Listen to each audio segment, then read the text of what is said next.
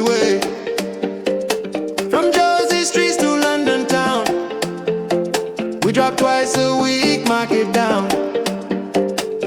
Drums are talking in the air, hear the vuvuzelas blare. Fields of green under the sun, the match begins, the vibes begun.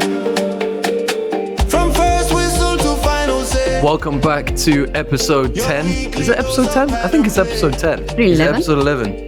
Oh, this is a dodgy intro. No, it's episode 10. It's episode 10, folks, of the Pat and Play podcast. Thank you for being here, as always. 10 double figures, folks. Wow. Let's kick it off with the good news first. Let's go with stocks rising. Balin, why don't we kick off with you, mate? What are you thinking this week? Stocks rising. I hate to say it, but Arsenal. What? Arsenal. I just think when you get all your new boys collaborating and making an impact in the game, it does so much for the overall confidence of the team. You got an assist from Eze, you got Gyökeres banging, and a stunner from Zubimendi, and then all of a sudden he comes through, towering header at the end. I'm like, what's going on here?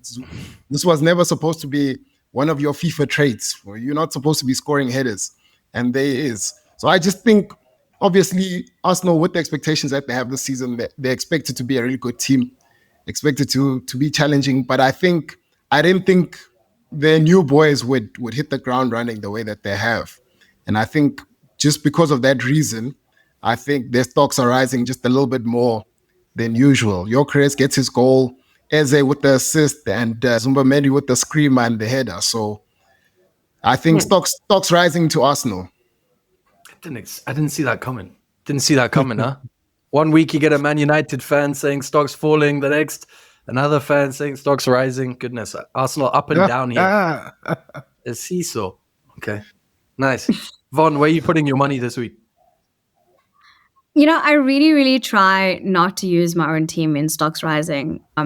But I found it really difficult this week because I have so many honorable mentions in other games. I really love the fact that when Spurs scored, they all pointed to Thomas Frank. I love the fact that Harvey Elliott went 3-0 after the game against the Everton stuff. But I have to give my stocks rising to Ryan Gravenberch. That man played a game. I don't like your face. Honestly, he was unstoppable on that pitch. He made this little outside of the foot flick that went over the head, and then he got the ball again. I just think he's such a baller, and I feel like he doesn't get the recognition that he deserves. He's completely revolutionized the number 6 position for the team, and I just think shout out to Ryan. That was Linde. Please explain. Doug, I'm just gonna give my stocks rising player Anton Semenyo. Semenyo.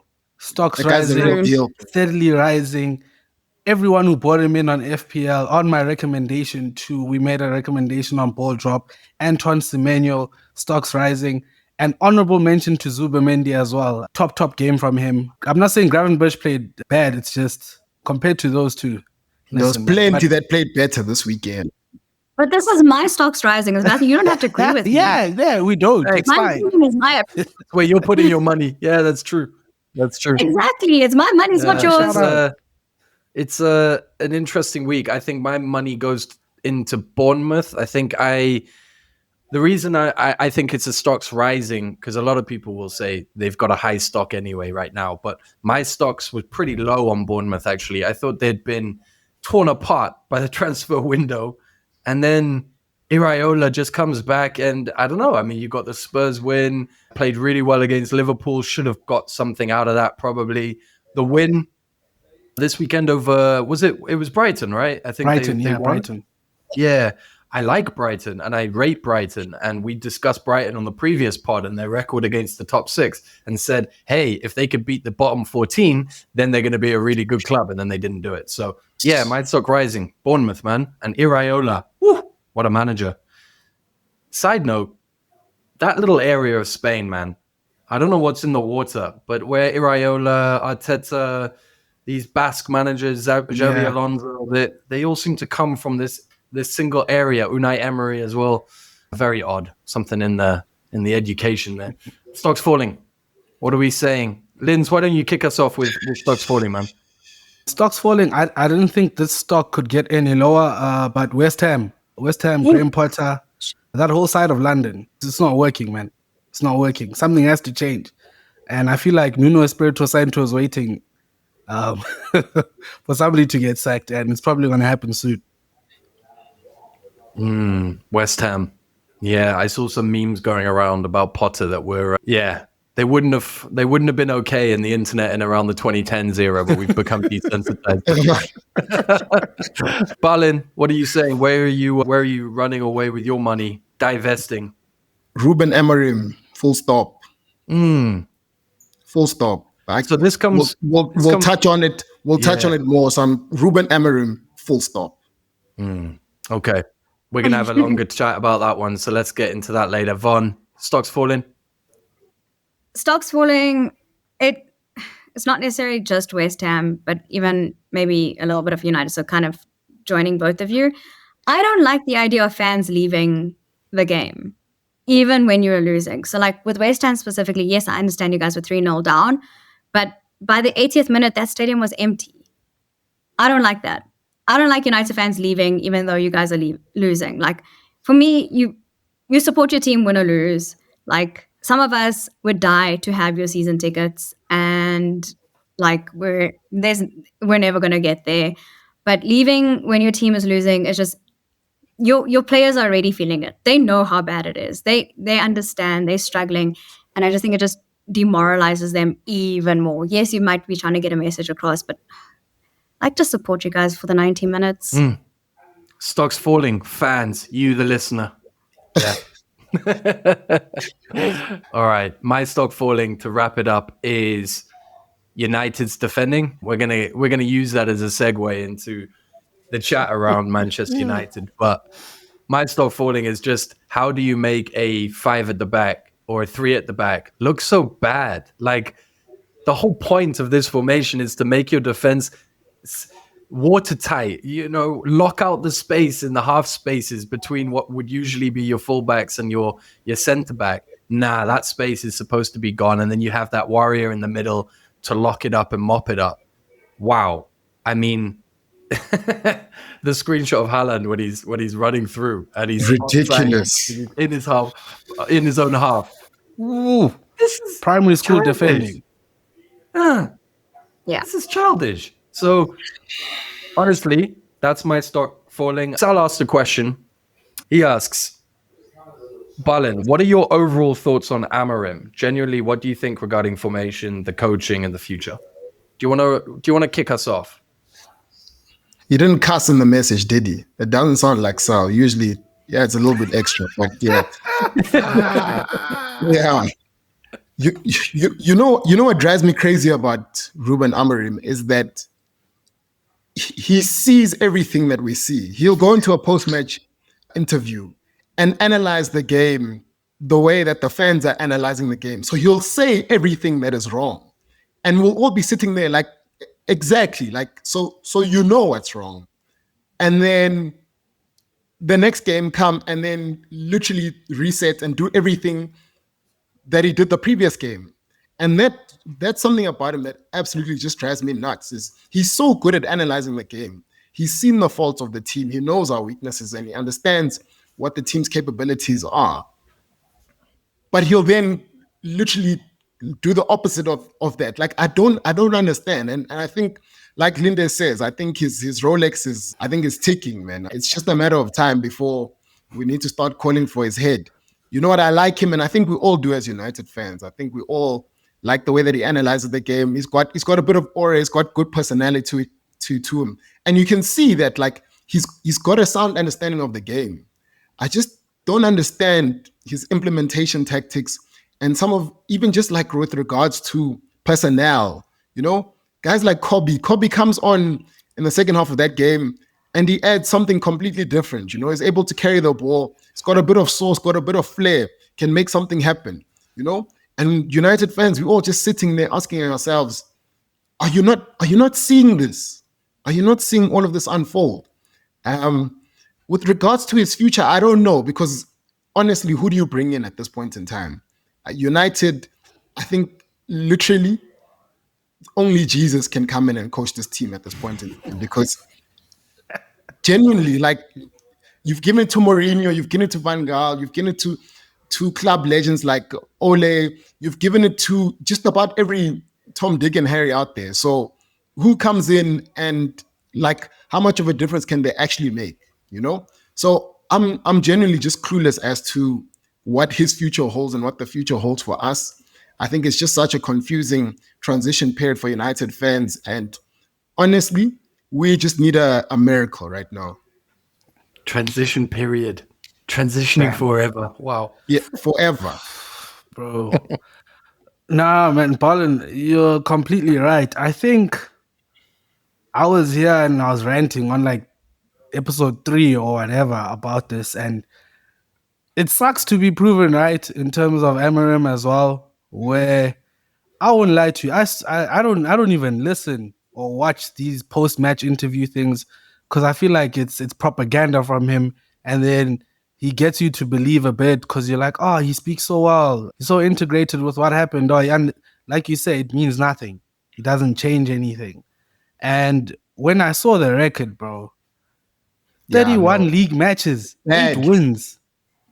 Crazy. And like three or four of those wins are against teams who aren't even in the Prem anymore. That's like, mad. Dude, when you see something like that, it's so bad because there's nothing to be happy about. There's nothing to look forward to. And United aren't West Ham. They're not a club like that. If West Ham finish 14th, they'll be like, oh, okay, cool. We had a bad season. It's fine. It's not the worst thing. But with United, we survived. Yeah, United can't afford to finish below 10th for me. Like, even 10th is like, what are we? It's horrendous, guys. We can't be talking double digits again. Yeah, like these people spent like 200 million to finish 10th.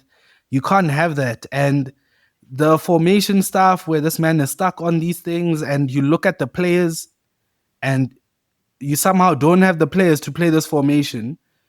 The problem, that means that if you're not getting guys from the academy to supplement this formation, that means you have to spend more money. And when you spend money and somebody doesn't work, what happens? Exactly. You've wasted money. So it's like there's too many things where this guy's receiving grace no manager's ever received in the modern era of football. Like, it's even like bro, we haven't seen anything like this, and football has even changed. No one gets this sort of leeway. And United is a massive club, like I said before, where it's like, dude, you can't keep on getting away with it. And like Balin said, who do you get? It starts being a thing of looking at managers who are already in positions and seducing them out of those positions. And the problem is you can't just get a hipster manager again. Like Tim said, Areola is a great manager, right? We look at him and whatever, but I wouldn't want him to go to United. You need a bigger personality there, somebody who's got big balls. I don't know what other words to use. Yeah, 100%. Right? Like Hansi Flick, that's somebody I thought about. Could you seduce him away from Barcelona at the end of the season? Get an interim manager. Chelsea used to do it all the time. People used to think we're crazy. Gus Hiddink, how many stints did he have at our club while we got the next right manager who won things? And I don't think United are going to have another Sir Alex Ferguson. They're going to have managers who do 6-7 year stints. That's what it's going to be.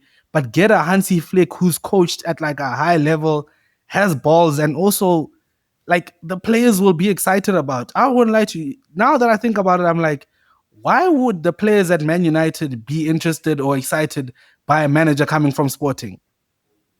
Yeah, why? exactly. Do you get what I'm saying? Like, we're Manchester no real United. Pedigree there, bro. Exactly. Yeah. You're getting a hipster guy. That's why Mourinho can win in the short term, right? Because it's Mourinho and all these other guys. Oli didn't win anything because it's Oli. So it's like, you are a big club, act like it, and seduce managers, bro. I don't get. Go to Mikel Arteta and offer him however much you want. If you think he's the guy, like whoever it is. I know Jurgen Klopp careful, is... Man. Don't give these ideas. I'm like, Jurgen Klopp obviously is not on the market. No. Can't have Listen him. to what I'm saying. He's not on the market, bro. But what I'm trying to say is you need to start looking for alternatives like this.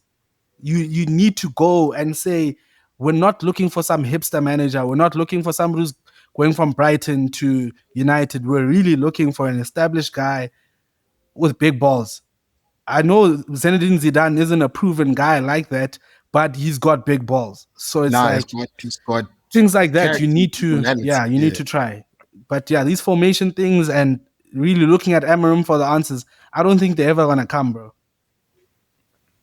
I think United are in a bit of a catch-22, and don't get me wrong, they are playing really terrible football at the moment, and it is difficult to watch.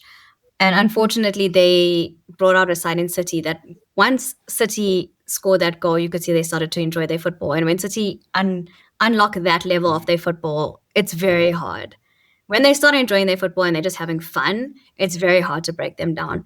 But I think when it comes to Ruben, it's a very big catch-22 for me, because the managers that you've mentioned, like Mikel Arteta and Jurgen Klopp, they were actually given a grace period to rebuild. So if you look at both of the first years of their tenureship, Arteta and Jurgen, we didn't slump down to like 14, 15, and I think there might have been one section, I saw it on Sky Sports, and Tim, you might have to correct me on the 2021-2022 season, where Arsenal actually lost their first 3 games of the season and was sitting bottom of the lot. Yeah, we lost the first 3. And, yeah, and I think, I'm not saying Ruben is maybe following that same path or whatever, but you've got to toss up between whether it's a patience game of letting him work his way through his philosophy versus keep chopping and changing and hoping that you're going to get an instant manager like a Conte that's going to come in and win you the league the first season, or like Slot coming in and winning you the league in the first season.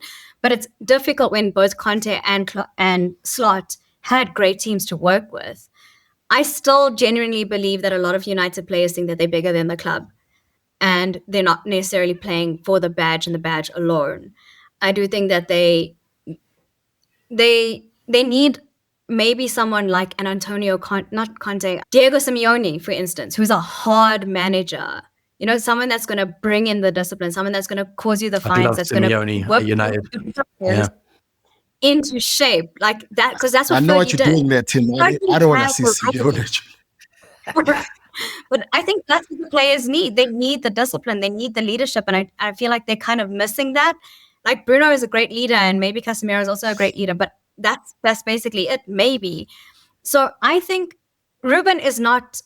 My quote for the weekend was when he said, "This is my philosophy, and if you don't like the philosophy, change the man, because I'm not changing my philosophy." He's gonna stick to his guns. You know, he's gonna play 3-4-3, and that's it. He's not gonna change, no matter who says what, until he gets fired. But at the same time, maybe we just need to give him a little bit more time to sort of figure it out. And I know it's only been a year and a half, so maybe he deserves another year and a half to see if it can work out, and then from then make the decision. But like, to make the decision so quickly, if you're trying to rebuild and transform a team, you can't do it in a season and a half. Ideally, or no, not a season and a half, because he started halfway through the season. Almost. Yeah, but then you've had off season in between as well. Ideally, we wait until Man United has been relegated before we fire Amorim, really. Look, I don't think they're going to get relegated. I don't. Yeah, I think obviously, I think finishing 15th and 16th, that feels like relegation for Man United fans. And the institution is too big to go through the normal transitionary rebuild that everyone goes through. And the managers you mentioned in Klopp and Arteta, I think they showed something to like back the faith. So it's like a change in the way the team is playing. The team is actually playing better. Where with Amorim, there's been none of that. And they didn't play 5 at the back. You get me? And there's nothing, no United fan has ever looked at Amorim and been like, yeah, he's really the guy. They even got to that European final and people were still saying, listen, win or lose, he must go. Yeah. Because he's actually shown nothing. And obviously now he's been backed with certain signings. And it's like, hey, bro, like, The only signing that he's made that's looked the part in terms of he's doing what he was bought to do is Dogu. Dogu down that flank is doing what he needs to do. He's going up and down. But everyone else just looks like, hey, they bought you yesterday and they showed you a slideshow and said, run here and here. And like, yeah, so I don't know if he's done enough to be bad. But do you think it's also like with a lot of clubs, and I say for Liverpool as well, with the new boys coming in, it's going to take time. It's going to take time for them to adjust to a new formation, a new club, a new style of play. So maybe after 4 games, it's not. And don't get me wrong, I'm not a Ruben fan, like, please, but like maybe they just need more than 4 games. Well, I think they've played 5 games actually this season to adjust to this new style of play. But it's not just 5. It's what about the games from last season? Yeah, we're looking at this. Yeah, but it's the new boys, remember? I'm talking about the new boys, sure. The new boys, sure. But what I'm trying to say is if a manager brings you in to do something, right, they've sold you on an idea. So it's like we need to see patterns of the idea and how you play. And like United don't look like anything is forming, right? It's like if we were building a house and there's no foundation, we haven't laid anything down. That's what it looks like. And I can't pin it down just to Ruben. Sometimes you're just not the guy. Like, do you guys remember Frank de Boer? Disaster manager, great player. Yeah, and he was decent enough at Ajax as a manager. He comes to Crystal Palace and everyone thinks he's going to revolutionize everything. And Crystal Palace is like, no, it's actually not the guy. And that's probably one of the best decisions they made because a team like Crystal Palace could have gotten relegated. I'm not saying United will get relegated. They probably won't. But I think United is just too big. The same way with Real Madrid. Real Madrid don't do transition.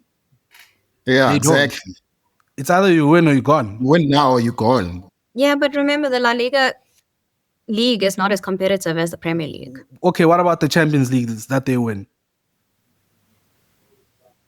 That was with Cristiano Ronaldo, different team. Okay, when Ronaldo left and they were still winning? Different format as well. No, but when Ronaldo left and they were still winning. Because it was a different format. It doesn't matter. That's a hard. If the format is so easy, everyone was going to be doing it. I don't know. Look, I don't have the answers. I'm just saying maybe we just need to give him a little bit more time. I do think in terms of time, you can see a couple of clubs are having spiritual awakenings in certain areas of their team because of signings. Like, we'll get to Arsenal later, but watching Eze play left wing instead of Martinelli, I felt like watching a caterpillar become a butterfly, you know? Like, that team has been crippled along the left-hand side. And then I just saw the wing, like, come out on the left-hand side, and we flew like, like an actual butterfly for the first time in like 2 years. So, but in other areas, you can see footballers are struggling to get to grips with the Premier League. And we'll come on to, there's a couple of examples, like Flo Wirtz probably is the most famous one who's getting this sort of media attention on this point. But there's quite a lot of people who are not settling immediately. Sesko did not look like an 85. He's struggling. He didn't look that great yesterday, did he? He's struggling. But again, it's just we don't play to his strengths, bro. That guy's 6'5", and no crosses. No crosses. But with the moment he gets set off, then how do you have a wing back system, bro? And look, Højlund went on to score this weekend. We're gonna watch Højlund a season. I promise you, a season from now, Højlund's gonna be in Ballon d'Or chats. It's ridiculous. It's just what's with United fans and Ballon d'Or shouts just every week? No, but look at McTominay, guys. Like McTominay is a good player, solid player. But when did you ever think McTominay would be getting Ballon d'Or shouts? Never. Or Nana winning man of the match in his first game as well. Come on. Yeah. Onana, I don't care what Onana does. He'll never convince me of anything, bro. I don't care. He could win the Golden Glove in the World Cup and win the World Cup for Cameroon. I don't care. I know what I saw. I completely backed him when he went and joined Man United, and I remember I had a debate with an infamous foe of mine, nay, my nemesis probably, Kubwensu Kubs, if you're listening, I still think about you sometimes, man. But we debated De Gea and Onana for days. And I was telling him, nah, Onana's going to bring you into the modern era. He's going to play passing, pass out from the back, build up, blah, blah.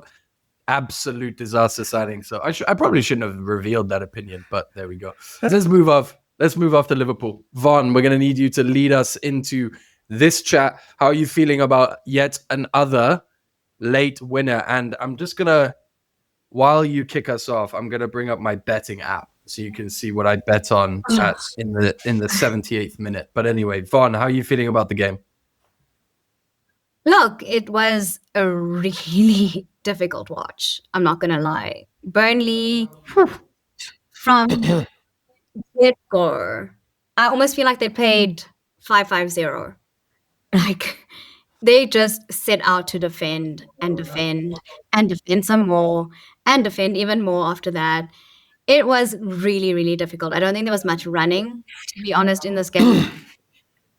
And it's really, really hard to break down teams that play like us, where your entire team is in your box defending. You could see there was shots trying to get in. It's always going to get intercepted. Where I stand on it is the mentality of my team that never say die and constantly trying. Yes, it was a penalty at the end of the day. It wasn't a screamer from Fide or Rio or Salah or anything to that effect. And I'm slightly convinced that I live like rent-free in Mash's head, the way that he comes for me in the group and on podcasts. But I will argue the handball, because I think he asked me ball to hand or hand to ball. And in this situation, it is very much ball to hand as opposed to hand to ball. And I think you also need to consider the fact that his arm was in an unnatural position as he turned. So if you're turning, it's a blatant penalty, and the ball's going to hit you, it's going to be a handball. And he knew immediately because it touched his hand and you could see his reaction to it. So clear penalty for me. I know there's also been a lot of arguments about Frimpong and him impeding into the penalty area, but if you actually look at it, he was in the air. I don't know if he planned to do it or if it just worked out that way, but when Salah hit the ball, he was actually in the air and then landed into the penalty area, so he wasn't in the box when the penalty was taken. You can see I've taken a lot of heat from people saying this and that about the way that we win. At the end of the day, it's 3 points on the road. Burnley had a great plan to just defend. Unfortunately, it came down to a mistake again. Like with Arsenal, it came down to a moment of brilliance or a mistake. I don't like winning games this way. I don't. It is extremely stressful, and I think I've probably developed like 75 gazillion gray hairs now from the first 4 games of the season. But the difference between good teams and great teams is great teams win even when they're not playing well, and that's where I like to leave it. Fair enough. Yeah. Oh, one more thing. Sorry. Lyle Foster. Shout out to him because I think he actually had a good, decent few minutes on the pitch before he got subbed, and I'm happy that we scored after he got substituted. But I actually met his dad last week, and his dad is a Liverpool supporter, and he even said to me, if Lyle scores 1, he'll be happy to lose the game 3-1, as long as Lyle scores and then Liverpool wins, because I met him and he was wearing a Liverpool shirt. So shout out to Lyle and his dad. Shout out to Lyle Foster and his dad on the Pat and Play podcast. I'm sure they're listeners, no doubt. They are now. Balin, what are we saying about Liverpool? Liverpool, man. I think part of the transfer budget for Liverpool was for the refs and VAR, man. I don't know, man. I'm tired of these guys, man. Really? Did you not? No, I'm joking. That's a penalty. That's a penalty. I'll give you this one. But Liverpool are there to be found out. I know they're getting results and top teams, find ways to grind out these results. But there's been very few games that they played, and obviously there hasn't been many games that they played this season. But Liverpool are yet to look convincing. There's just something about them. Well, apparently Ryan Gravenberch is Sergio Busquets now, so maybe that's what it is. We've got Gravenberch as Busquets now, but they only managed to squeeze a 1-0 win out through a penalty. But that's a topic for another day. Yeah, I don't have much to say about Liverpool. I just do think that they they're there to be found out. Top team, obviously, like I said, finding ways to win. But something's off there. Something hasn't clicked. Obviously, they still need to introduce Isak to the squad. I think when he comes in, then we'll really start to see them tick. Because I just think Isak is just such a versatile player, man. He's got the whole bag. And I think once he comes in, Liverpool will take it to that next level. I'm still waiting also for Salah, man. Salah just hasn't looked it, man.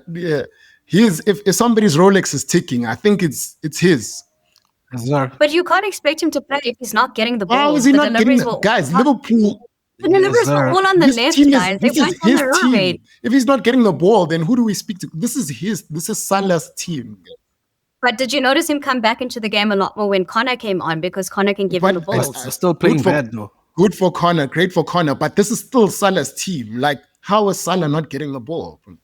Because once you go on the goalkeepers himself. This is your talisman. This is a guy that's been winning PFA Player of the Year awards for I don't know how long. He's been a golden boot. Like, it's not rocket science that Liverpool are trying to play through Salah. If the chat is going to be that Salah's not getting the ball and that's why Salah's not performing, then I have questions, because I'm just like, I thought that's your talisman and that's who you're trying to play through. He still ended up showing up and scoring the penalty. So he didn't show up. He took a penalty and he scored. He didn't show up. He took a penalty and he scored. Yeah, I'm with Balin. Got the winning goal, guys. You take the penalty, score, but that doesn't mean you show up. Because I think sometimes it's like people expect us to be blind now, like where we can't account for the whole game. I don't think Liverpool played well. And that's fine.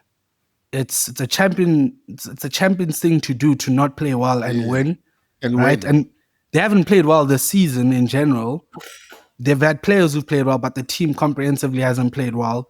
And I do think the main thing is, if they're winning when they're not playing well, the moment they do start playing well, it's curtains for the league. If they ever develop a lead, that's why this weekend, for the sake of the league and to keep pressure on Liverpool, Arsenal probably need to win, right?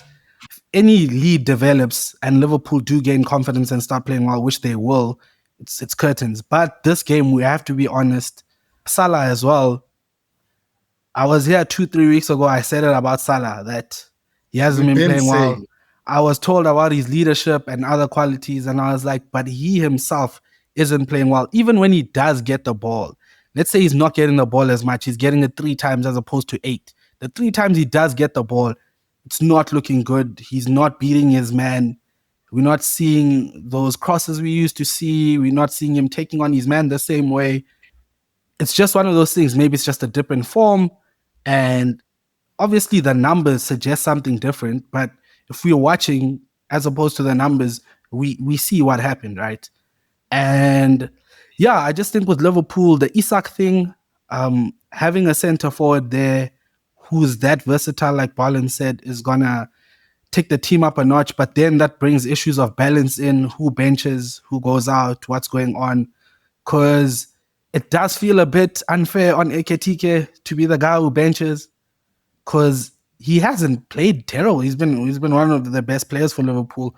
So it would be a bit sad if he benches. Gakpo as well hasn't been bad. He wasn't good against Burnley, but the other games he wasn't bad. So it's like, yeah, who benches and why, right? Because now then it starts being a thing of, oh, am I benching because you didn't pay big money for me? Because like Flo Wirtz, probably him and Salah are the guys who haven't been clicking at all.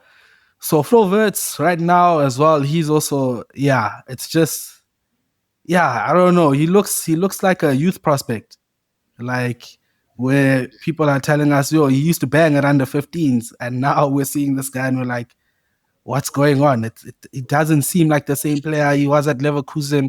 It's just harder for him to transition. And I'm not saying he's done. It's just a thing of he needs more games. It can't be, usually with players, it can't just be a thing of you play no matter what. You're going to need a bench after a while, because the manager won't be able to afford you a spot if the team's not playing well. But yeah, Liverpool, I don't know, bro. It's one of those things. You win and good for Liverpool. It's nice. to see a team with temperament, because that's the one thing is temperament. You see the changes they make. You see Rio and all these brews coming on, and you're like, okay, we were in the other group, and we're saying they're probably gonna score. We're waiting for the moment, and then as soon as Ogechukwu makes that stupid challenge, no need, and he gets the red card, it's curtains. Liverpool know how to pressure. Which you should have gotten the red card earlier on, though, to be honest. Yeah, he still got it. Come on. He still got it. So, yeah, once he gets that, it's curtains, and Liverpool really apply pressure, and it's coming.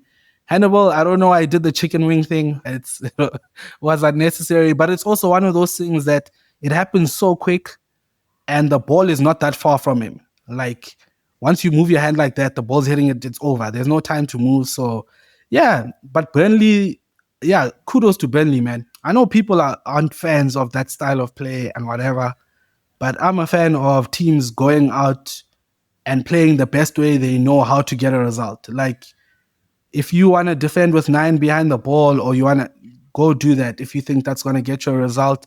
And the one thing is, they weren't just booting the ball. There was some interplay in between. Like you said, Lyle got the ball. There was another guy, Anthony, as well. He was nice with it. They played decent enough. It wasn't terrible. I think people also need to remember how strong mentally you have to be to play a game like that. To constantly be attacked and keep your head clear to make the quick decisions to defend that way. And also the keeper, Dubravka, super performance. Yeah.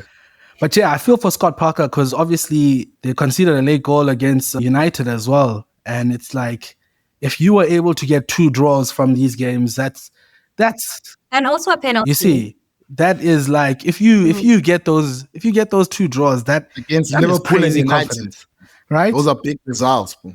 No one is expecting you to get those results, and 2 points is a lot when you know you're going to be fighting relegation.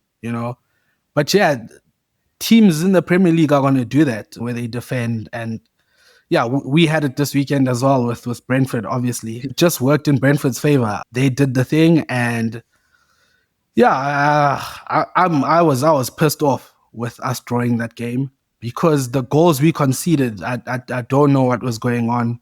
That first goal, obviously, you just get a boot forward. Kevin Schade is pretty quick.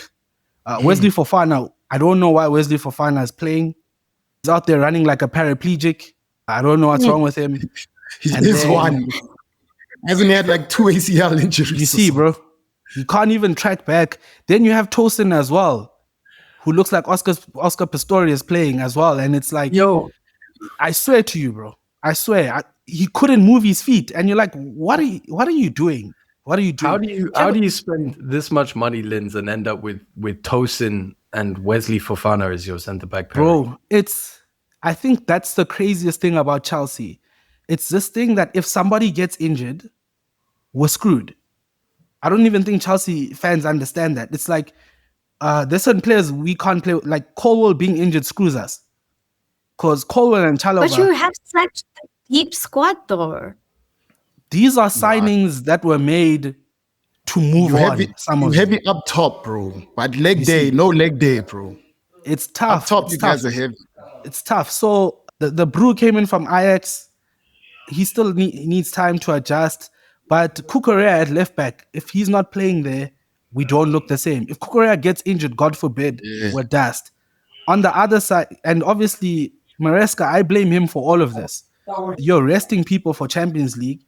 I was pissed because I was like, look at Arsenal. Arsenal rested like one guy. Like Declan Rice was one of the only people who were rested. And you see, so it's like, why would you not play Kukurea? Why would you not play all these guys? And it's like, you've dusted us. And then second half, he makes all the changes.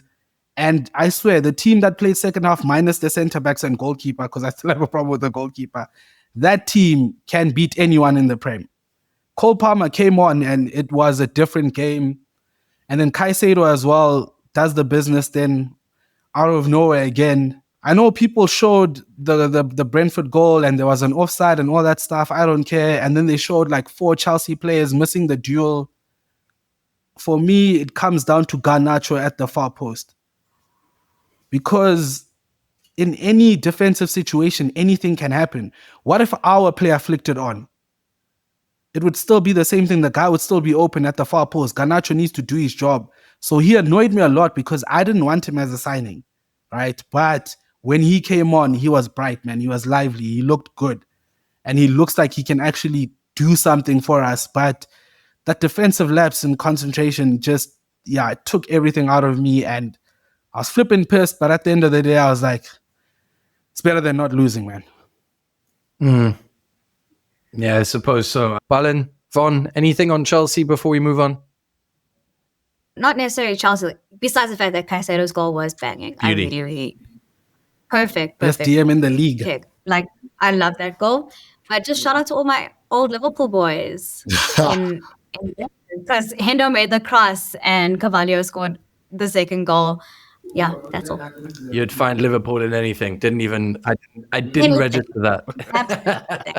I love it. All right, quick run through the final results then. We also had a win for Arsenal, 3-0 over Forest. To be honest, I said it was going to happen. A few people said it was going to be new manager bounce. I'm sorry, Ange doesn't get a new manager bounce at the Emirates. Never going to happen. Chance.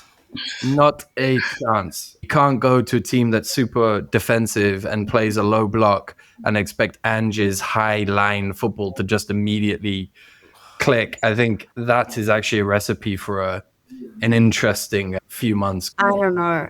My favorite thing from that entire, I don't know if you guys watched it, but with Ange looking up at the screen and it just says goal and like he's shaking his head. That was my favorite moment of the game. It just is what it is, mate. Yeah. Just is what it is. Look. It's going to be a long season for them. We had a couple other draws, boring games, really. Palace versus Sunderland, dead game. Everton versus Villa. Do you guys know that Villa is the only club at this point that hasn't scored? Haven't scored. Villa hasn't scored. Yeah. This season. I have not scored this season. What? Unai Emery, bro. I came on here and I said, bro, when he played 4 DMs, I was like, this brew's not taking us seriously, man. Just to mention with Crystal Palace, I think this is their first time in, I can't remember exactly how many years that they haven't lost in 10 games in a row. I like that. So I think that's a good stat and great for their manager as well. Shout out South London. Let's go, boys. Alrighty, Fulham got the 1-0 win over Leeds. We said Fulham were going to get the W, but that it was going to be a close game in the preview podcast for this. So I'm glad we got that. Newcastle got 1-0 over Wolves. Pretty boring game again, but, Nick Voltemada coming up with the goods. Interesting. Maybe he's an FPL option on the sort of proper dark horse choice. No one has bought Nick Voltemada yet. But I looked at his next fixtures, man. It's not looking good, bro. He's got techers, yeah. He's got techers. He'll sit you down. Very similar gait to Ekitike, actually. Good with the ball at his feet, faster than he'd look, but strong despite being thin, very, very thin. Not Isak level thin, but thin. Let's call it there, guys. We're going to do Game of the Week quickly. It's a different format. It's not going to be career history. Instead, it's going to be first off the mark. I'm going to call out a nationality and 2 clubs. And you can call out any player that fits those parameters. There's a lot of options for this one. I'm going to go easy because it's a new format. I'm going to go easy. Call out when you're ready.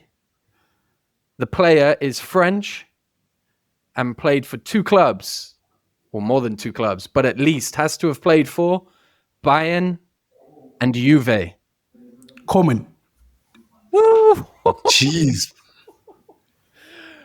That's unfair. Linz, that's unfair. Linz, that is outstanding. Congratulations. Another point for you on the leaderboard. That brings you level 2. Jude. No, wait. Yes. Yes. Doesn't Jude have one more point? 2 horse race.